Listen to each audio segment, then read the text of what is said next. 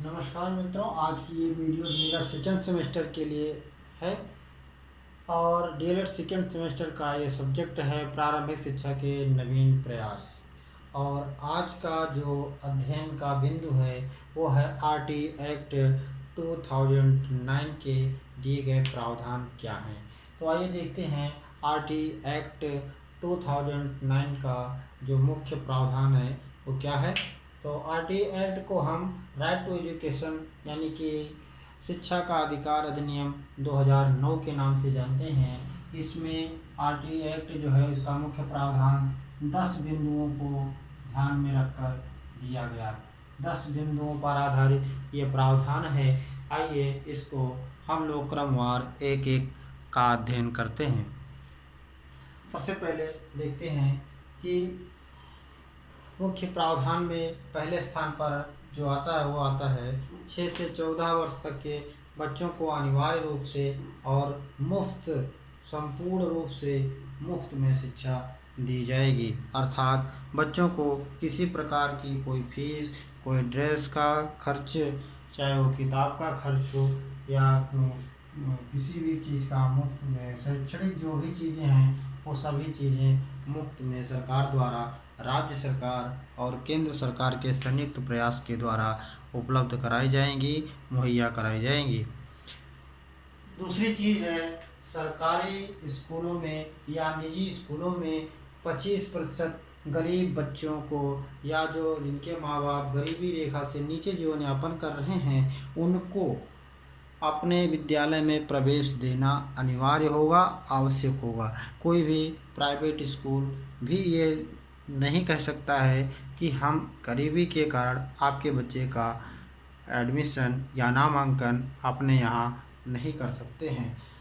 जो बच्चे निजी स्कूलों में प्रवेश लिए हुए हैं इन बच्चों के लिए यदि कोई भी स्कूल या कोई भी विद्यालय कोई फीस लेता है तो ये एक दंडनीय अपराध होगा और इस दंडनीय अपराध में उसकी मान्यता भी जा सकती है।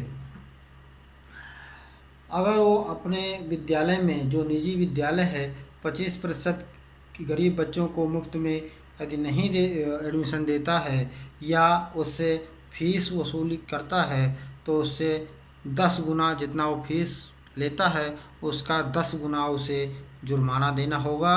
अगर वह इस शर्त को, जुर्माने की शर्त को नहीं मान रहा है या जुर्माना देने के बाद फिर बच्चे को प्रताड़ित कर रहा है तो उसकी मान्यता को भी रद्द किया जा सकता है। यदि मान्यता रद्द करने के बाद भी वो अपने विद्यालय को या स्कूल को चला रहा है तो उसको प्रतिदिन के हिसाब से 10,000 रुपये की धनराशि का उसको आर्थिक दंड भी देना पड़ सकता है। इस प्रकार कोई भी निजी विद्यालय गरीब बच्चों को या गरीबी रेखा से नीचे जीवन यापन करने वाले गरीब परिवार के बच्चे को अपने यहाँ नामांकन से या प्रवेश से वंचित नहीं रख सकता है। तीसरी चीज़ आती है विकलांग बच्चे हैं जिनको हम दिव्यांग के नाम से जानते हैं। इनको 14 वर्ष की आयु सीमा से इनको छूट दे करके 18 वर्ष तक की समय सीमा या 18 वर्ष तक की आयु को निर्धारित किया गया है। अर्थात कहने का तात्पर्य है कि कोई भी विकलांग बच्चा ये जिसकी उम्र 17 साल है या 18 साल है तो भी उसको कोई विद्यालय अपने विद्यालय में प्रवेश से वंचित नहीं कर सकता है। अगली चीज़ आती है मुफ्त शिक्षा मुहैया कराने की बात जो है वो केंद्र और राज्य सरकार के संयुक्त प्रावधान या संयुक्त रूप से ये नैतिक उनकी जिम्मेदारी है दोनों केंद्र और राज्य सरकारों की कि वो प्रत्येक बच्चे को जो 6 से 14 वर्ष तक की आयु के बीच का है उसको हर हाल में शिक्षा मुहैया कराए। पांचवी बात आती है पाठ्यक्रम ऐसा होगा जो देश में अपने जो देश का संविधान है उसके दिशा निर्देशों पर आधारित हो। ऐसा पाठ्यक्रम होना चाहिए इन छोटे बच्चों के लिए जिसमें नैतिकता, चारित्रिकता और सामाजिकता इस तरह की बातों का समावेश होना बहुत ज़रूरी है। इस तरह से इस पाठ्यक्रम में छोटे बच्चों के या जो 6 से 14 वर्ष तक के बच्चे हैं उनको शिक्षा देने के लिए पाठ्यक्रम में चारित्रिक, सामाजिक, नैतिक आदि बातों का होना बहुत जरूरी है। इस तरह का पाठ्यक्रम होना नितांत आवश्यक होगा। ये चीज़ आरटी एक्ट 2009 में दिया गया। छठी बात आती है प्रवेश प्रक्रिया से संबंधित लाल फीता शाही की। लाल फीता शाही अर्थात किसी भी राजनेता का किसी भी बच्चे के प्रवेश प्रक्रिया में किसी भी प्रकार की कोई दखलंदाजी नहीं बर्दाश्त की जाएगी। अर्थात कोई भी लाल फीता शाही किसी भी बच्चे के प्रवेश प्रक्रिया में किसी भी प्रकार का अवरोध उत्पन्न नहीं कर सकता है। सातवीं बात आती है, कोई भी अभिभावक, आप लोगों ने देखा होगा तमाम ऐसे विद्यालय होंगे रहे होंगे पहले जो बच्चों के प्रवेश में अभिभावकों का भी इंटरव्यू या अभिभावकों का भी इंटरव्यू या साक्षात्कार लेते थे। किंतु अब इस अधिनियम के द्वारा ये तय कर दिया गया है कि कोई भी अभिभावक की परीक्षा या इंटरव्यू या साक्षात्कार नहीं ले सकता है। वो केवल बच्चे का साक्षात्कार तो किया जा सकता है, किंतु अभिभावक का साक्षात्कार नहीं किया जाएगा। यदि वो विद्यालय ऐसा करता है तो उसे 25,000 रुपये की आर्थिक दंड से उसको जो 25,000 रुपये का आर्थिक दंड देना होगा। और ये यदि वह प्रक्रिया वो दोबारा से अपनाता है किसी दूसरे माँ बाप से या उसी माँ बाप से दोबारा से उसका साक्षात्कार लेता है, इंटरव्यू लेता है या उसको प्रवेश प्रक्रिया में किसी तरह से उसकी परीक्षा लेता है, उस बच्चे की माँ की परीक्षा बाप की परीक्षा लेता है, तो उसे 50,000 रुपये का आर्थिक दंड देना होगा। ऐसा प्रावधान आरटी एक्ट 2009 में किया गया है। आठवीं बात आती है,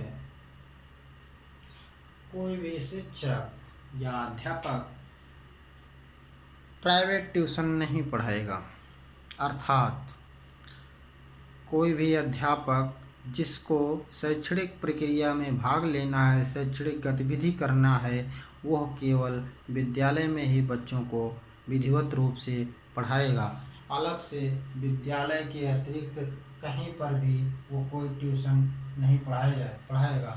यदि वो ऐसा करता है तो उसे भी आर्थिक दंड का भागीदार माना जाएगा।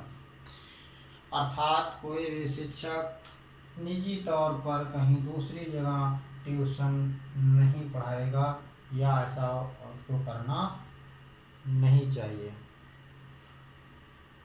9वीं बात आती है, गैर दाखिल जो बच्चे हैं या जिनका दाखिला अभी विद्यालय में नहीं हुआ है, ऐसे बालक को यदि वह पढ़ना चाह रहा है तो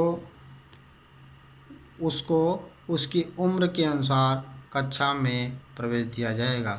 अर्थात यदि उसकी उम्र अधिक है, कक्षा 4 में या कक्षा 5 में एडमिशन की उम्र है उसकी, तो उस बच्चे को कक्षा 4 या 5 में जैसी उसकी उम्र है, उम्र के मुताबिक उसको उस कक्षा में प्रवेश दिया जाएगा, उस कक्षा में उसको दाखिला दिया जाएगा।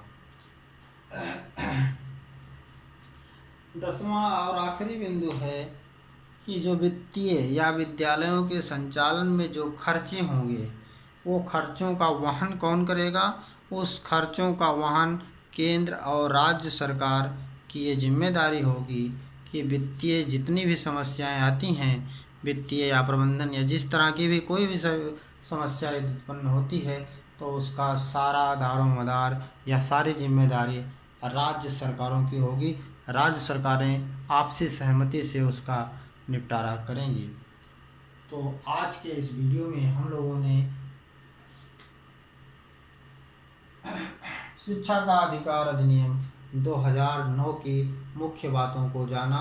तो इसकी मुख्य बातों को या मुख्य प्रावधान को हम लोगों ने कितने बिंदु इसमें देखे, कितने बिंदुओं पर आधारित है यह प्रावधान? 10 बिंदुओं पर। कितने बिंदुओं पर? 10 बिंदुओं पर। प्रत्येक बिंदु नितांत आवश्यक है और हर बिंदु को ध्यान में रखना बहुत ज़रूरी है। आज इसको दोहराते हैं हम लोग। आरटीए एक्ट कब लागू हुआ? आरटीए एक्ट 2009 में लागू हुआ। आरटीए एक्ट का फुल फॉर्म क्या है? Right to education. Right to education. इसका हिंदी रूपांतर क्या है? शिक्षा का अधिकार।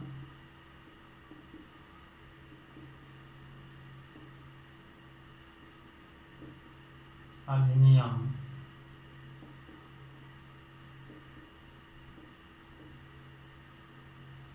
2009 कब लागू किया गया था? 2009। अब चूंकि हम लोग दोहरा रहे हैं तो इसमें क्या क्या बिंदु दिए गए थे?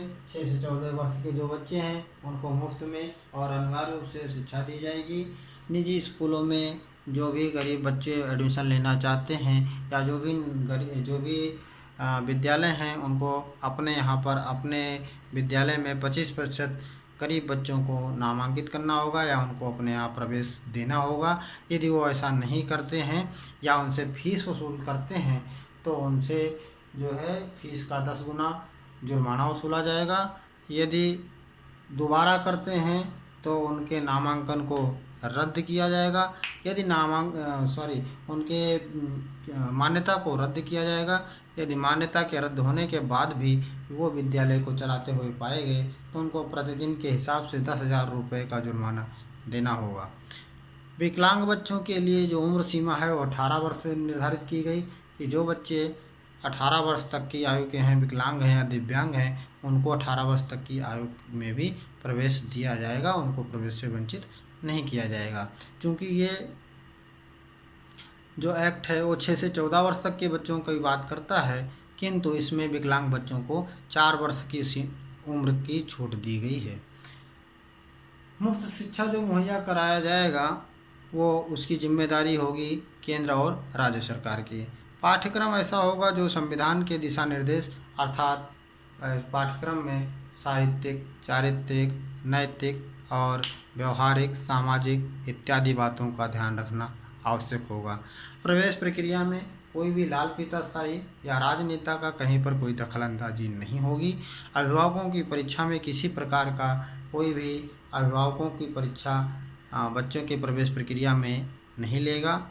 यदि वो ऐसा करता है, यदि कोई भी विद्यालय अभिभावक की परीक्षा लेता है तो उसे 25,000 रुपये का जुर्माना देना होगा। यदि वो जुर्माने की धनराशि नहीं दे रहा है तो उस पर 25,000 रुपये का जुर्माना देने के बाद उस प्रक्रिया को दोबारा दोहराता है, किसी दूसरे अभिभावक से परीक्षा लेता है उसकी, तो उसे 50,000 रुपये का जुर्माना देना होगा। कोई भी शिक्षक को ट्यूशन, जो प्राइवेट ट्यूशन पढ़ाते हैं जगह जगह कोचिंगों को खोल के, इस एक्ट में ये प्रावधान किया गया है कि उनको प्राइवेट ट्यूशन वो नहीं पढ़ा सकते हैं। जो गैर दाखिल हैं या जिनका प्रवेश अभी तक, मान लिया कोई 10 वर्ष का बालक हो गया और वो प्रवेश प्रक्रिया से वंचित है अभी तक, तो उसको उस उम्र के हिसाब से, उस उम्र के अनुसार उसको अगली कक्षा में जिस कक्षा की उम्र है उसको उस कक्षा में प्रवेश दिया जाएगा, उस कक्षा में दाखिला दिया जाएगा। वित्त यानी कि जो भी रुपए पैसे की खर्च की बात आती है, जिम्मेदारी की बात आती है, वो दोनों चीज़ें, जिम्मेदारी और वित्तीय प्रबंधन का जो भी बोझ है वो केंद्र और राज्य सरकारों को आपसी सहमति से करना होगा। इस तरह का प्रावधान आरटी एक्ट 2009 में किया गया। तो आज की वीडियो में हम लोगों ने इन सब बातों को या मुख्य प्रावधान के जो 10 बिंदु हैं इनको जाना। आशा ही नहीं वरन पूर्ण विश्वास है कि आप लोगों को ये वीडियो अवश्य ही पसंद आई होगी। मिलते हैं अगली वीडियो में एक नए बिंदु के साथ, एक नए अध्याय के साथ, एक नए टॉपिक के साथ। तब तक के लिए वंदे मातरम, जय हिंद।